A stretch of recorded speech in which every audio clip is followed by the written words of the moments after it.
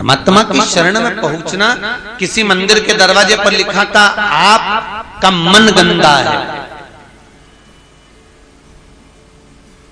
यदि आपका मन गंदा है, आपने पाप करा हो, छल करा हो, कपट करा हो, बेईमानी करी हो, प्रपंच करा हो, चाहे आप कितने भी गंदे हो, तो मंदिर जरूर जाइए।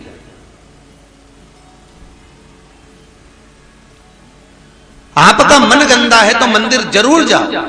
लोग कहते हैं मैं गंदा हूं, मेरा मन गंदा है तो मंदिर जाने का नहीं करता। मन गंदा हो, आप काम, लोभ, विषय, वासना, आसक्ति, तृष्णा में कितने भी समाहित हो गए हो तो भी मंदिर जरूर जाओ। तो एक बैनर पर, एक प्लेट पर ऐसा लिखा हुआ था कि आपका मन अगर गंदा है तो मंदिर जरूर जाना। पर सोचने वाली बात है कि इसका मतलब क्या है। उसका केवल एक सार तत्व है कि जब बच्चा कीचड़ में गिरता है, जब बच्चा गंदगी में पड़ता है, जब बच्चे के कपड़े गंदे हो जाते हैं, शरीर गंदा हो जाता है, तो उसको पड़ोसन नहीं संवारती, उसको कोई रिश्तेदार नहीं उठाता, उसको कोई पड़ोसी गोद में नहीं लेता। उसको अगर गोद में कोई लेता है तो या तो माँ लेगी या बाप लेगा, उसका पिता, उसकी माता। उसी तरह आप यदि मन गंदा भी हो गया तो मंदिर जरूर जाना, क्योंकि वो जगत का बाप आपको गले जरूर लगाएगा, ये पक्का है।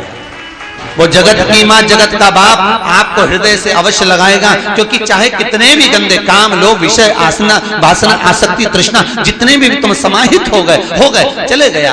कहां कोई कह रहा था हमारा तो बचपन बिगड़ गया, हमारी जवानी बिगड़ गई, हम भोग विलास में डूबे रहे, हमने ये गलती कर दी, हमने ये गलती कर दी। कथा सुनने के बाद कई गलतियों का भान होता है कि हमने ये गलती करी। हो गया ना, हो जान दो। फिर भी आप अगर मन भी गंदा है, काम, लोभ, विषय, वासना, आसक्ति में भी हम डूबे रहे हैं, भले हमने बचपन बिगाड़ दिया, जवानी बिगाड़ दी, अधेड़ी बिगाड़ दी, भले हम भजन नहीं करे, पर अभी मौका, अभी ट्रेन थोड़ी ना छूटी है, अभी तो मुजफ्फरनगर स्टेशन पे ही खड़ी है, अभी तो मौका है।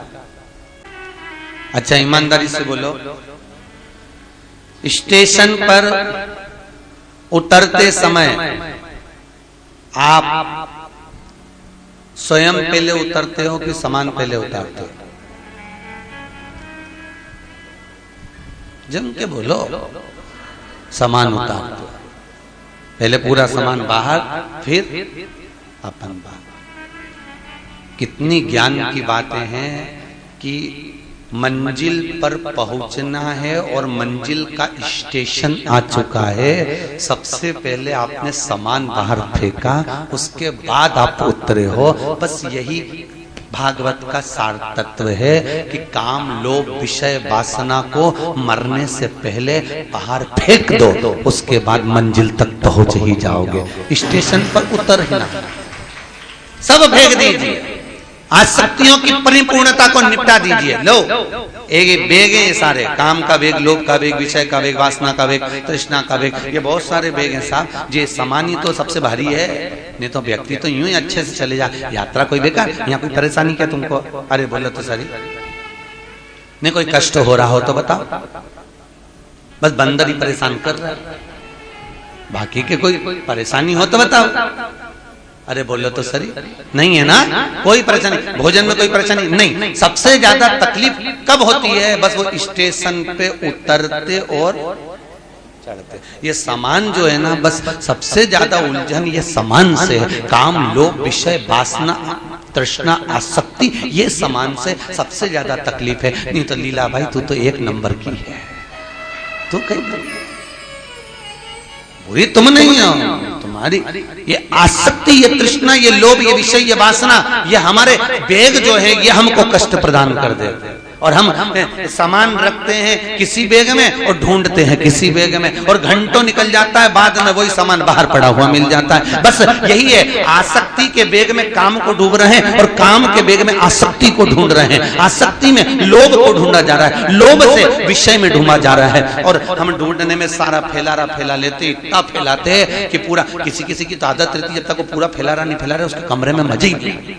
आनंद। और फिर पड़ोसन के उठा अपना सामान उठा, पता, यहाँ ये पटक दिया, वहां वो पटक दिया, पूरा घर गंदा कर दिया। फिर उसमें कोई कहीं की ना कहीं की एक आध समझदार रहती है तो झाड़ू उठा के झाड़ू भी लगा देती है। ऐसा कोई सदगुरु आता है जो सारा सामान सोर के झाड़ू लगा के तुम्हें स्वतंत्र कर कर चला जाता है। कोई सदगुरु आता है जो काम, लोभ, विषय, वासना, आसक्ति, तृष्णा को उठाकर कहीं एक कोने में पटकता है, एक जगह पर ढेर लगा देता है, एक जगह पर संभाल के रख देता है और उसके बाद तुम्हारा कमरा साफ कर कर चले जाता है। आसक्तियों से परे ढूंढो, बस उस परमात्मा के चरणों की विनती। महाराज, राजा बलि के दरवाजे पर वामन भगवान 3 पग भूमि मांगने के लिए खड़े हैं। कितनी पग? 3 पग। भाग्य देखना कितना किस्मत वाला है। कौन? राजा बलि। उसके भाग्य के बराबर दुनिया में किसी का भाग्य नहीं हो सकता साहब।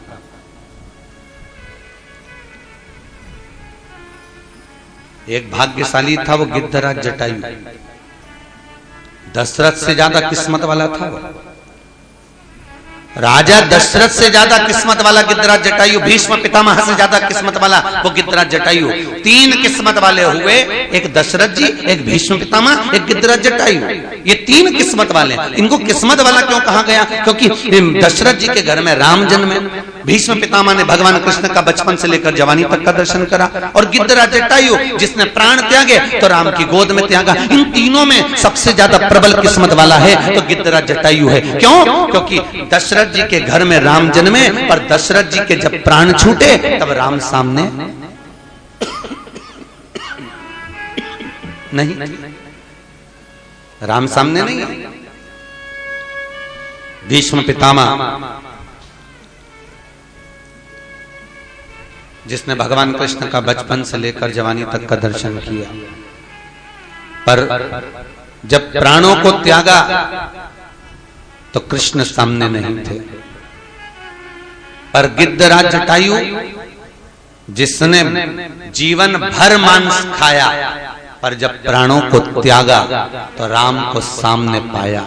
बस ऐसा ही हमारा जीवन हो। बचपन गया जाने दो, जवानी गई जाने दो, अधेड़ी गई जाने दो, पर बुढ़ापा मत बिगड़ने देना। बुढ़ापा आता है तो गवर्नमेंट भी रिटायर कर देता है, जाओ रे अब तो जिंदगी संवार लो। गवर्नमेंट भी रिटायर कर देती है। क्या कहती है? अभी तक तुमने जो कमाया वो परिवार के लिए, अभी तक तुमने जो किया वो तुम्हारे परिवार के लिए, अभी तक जो तुमने किया वो तुम्हारे कुटुंब के लिए। अब 60 के हो गए, 40 वर्ष तुम्हारे पास में दे रहे हैं, आधे से ज्यादा उम्र तुम्हारी खप गई, केवल 40 वर्ष। जाओ अब थोड़ा जाकर भगवान का भजन करना। अभी तक परिवार के लिए करा, अब अपने इस आत्म कल्याण के लिए करना। तो गवर्नमेंट भी रिटायर कर देती है, चले जाओ अब जाओ। पर कई लोग ऐसे होते हैं कि रिटायरमेंट मिलने के बाद में भी दूसरी जॉब ढूंढते हैं। कई ऐसे होते हैं जो दूसरी जॉब ढूंढते हैं। हमारी यहाँ 2 बहन बैठी हुई है, उपाध्याय बहन और एक पूर्व बहन, दोनों। एक कह रही थी गुरुजी हमारे पति को डॉक्टरी से फुर्सत नहीं, हम कहते चलो। दूसरी बोली हमारे पति को नेतागिरी से फुर्सत नहीं, हम कहते चलो। अब सुने नहीं तो कहा करें। आप ऐसी कृपा करो ना गुरुजी, एक बार वो आए। हमारा तो निवेदन हर पल, हर घड़ी, हर क्षण, हम तो कल्लू जी महाराज से, सुखदेव जी महाराज से, ठाकुर जी से ये विनती करते हैं कि आप ऐसी जीवन भर अखंड सौभाग्य में रहो और जोड़े से कथा सुनते रहो। हम तो यही वर प्रदान करते हैं आपका जीवन। पर एक बात है, सत्य कहूं ईमानदारी से, वो भले डॉक्टरी कर रहे हो, भले वो नेतागिरी कर रहे हो, पर उनका मन कितना पवित्र होगा जो आप दोनों को यहाँ कथा में भेज दिए हैं। ये सोचिए आप, उनका मन कितना पवित्र होगा, उनका विश्वास, उनकी दृढ़ता कितनी प्रखर होगी। जो अपनी धर्म पत्नियों को, कई पति लोग आ गए, कई पत्नियां आ गई, नहीं आ पाया कोई, होता है। पर ये तो सोचो कि भाव कितना शुद्ध हो, निर्मलता।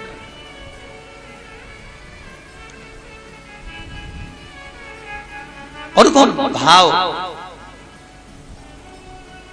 निर्मलता का स्वभाव, भगवत पद की प्राप्ति का केंद्र बिंदु, बस वही होगा।